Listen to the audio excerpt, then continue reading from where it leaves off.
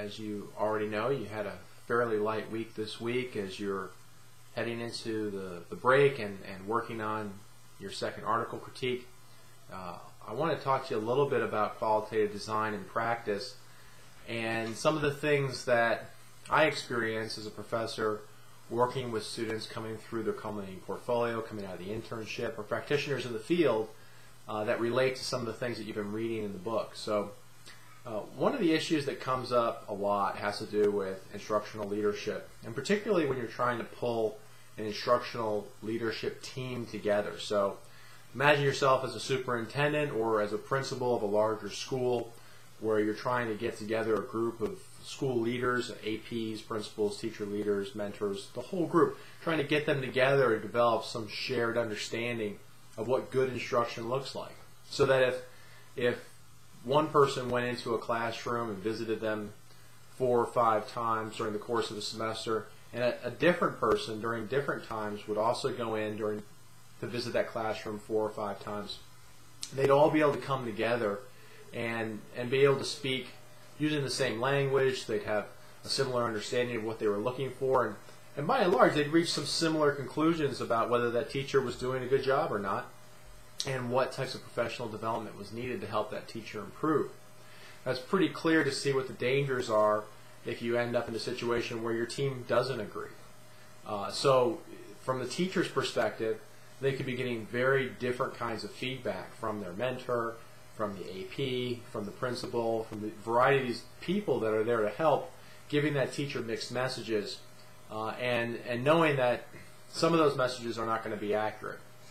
The teacher's going to start to maybe lose faith in themselves, maybe have a lot of self-confidence, and simply lose faith in the leadership team and their ability to actually help them.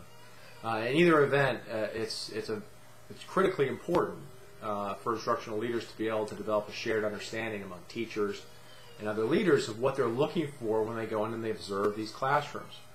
So when you're looking at research, you're going to be asking the same kinds of questions that you would if you were a teacher on this leadership team. You're looking to be taught by the author, well, what are the criteria that you're looking for? How do you know when you go into the situation to observe that you're looking at the same things? If another person were to take your criteria and take that criteria, go into the similar situation, would they reach similar conclusions? And if not, then you have a real problem with the way that the research study was constructed, just like you're going to have a real problem with the way that this instructional leadership team had constructed their ideas of what good teaching and high quality learning look like. We see this all the time.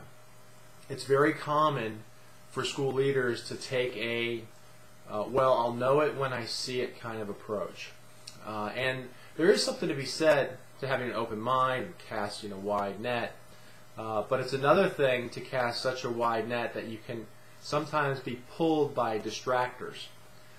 Things that, for whatever reason, are pulling your eye and your attention, maybe because they're similar to some of the things that you do, maybe because they're simply exciting in the moment, and they hide what's really going on a regular basis, or maybe some of the problem areas that you need to address.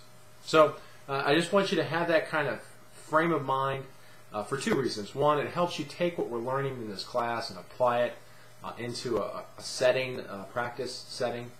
But also, hopefully it's a way for you to think about the research when you go back to a reading, particularly a qualitative piece, to help you be a little bit more critical when you're looking at these things and trying to understand whether they've done a good job setting up their study in the first place. So good luck as you continue to work on your critiques.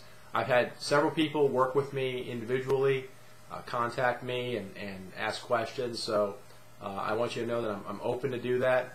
I won't be available over the break, however. So during the actual spring break period, I'll be checking my email very sparingly, often not for days at a time. So if you have questions, try to get them in early or save them for when we get back. And again, good luck with your work and have a great break.